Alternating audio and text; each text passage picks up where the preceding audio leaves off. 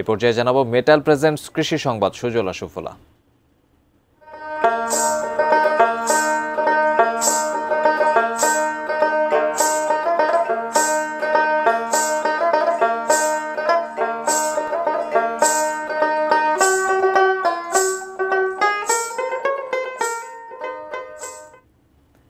মিশরীয় জাতের ফাউমি মুরগি পালন করে স্বাবলম্বী ঠাকুরগাঁওয়ের এক খামারি।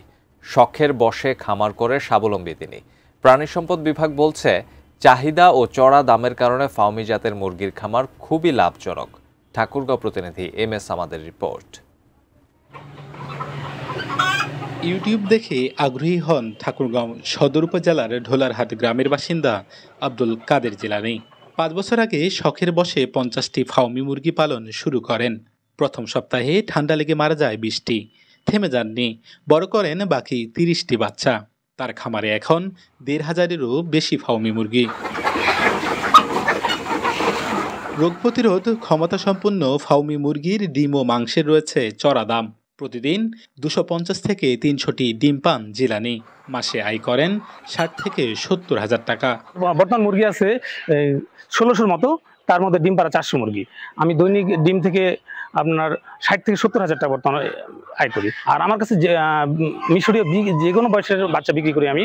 আমার মূলত হলো আমি বাচ্চাদের সকল ভ্যাকসিন কমপ্লিট করে 1 মাস বয়সে বাচ্চাটা আমি বেশি বিক্রি করি আর কি। ঠাকুরগাঁও জেলায় 3 শতাধিক ফাউমি মুরগির খামার রয়েছে।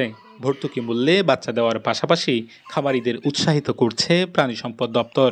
আমরা দেশি মুরগিগুলা যেমন সেমি ইন্টেন্সিভ ভাবে কিংবা ছেড়ে দিয়ে লালন পালন করতে পারি, কিছুটা এভাবেই লালন পালন করা যায়, যার কারণে যাদের পুঁজি কম, কিংবা যারা বাসা বাড়িতে লালন পালন করতে চায়, তারা এই ফার্মি মুরগি লালন পালন করে স্বাবলম্বী হতে পারে। জিলানির খামারে কর্মসংস্থান হয়েছে বেশ কয়েকজনের।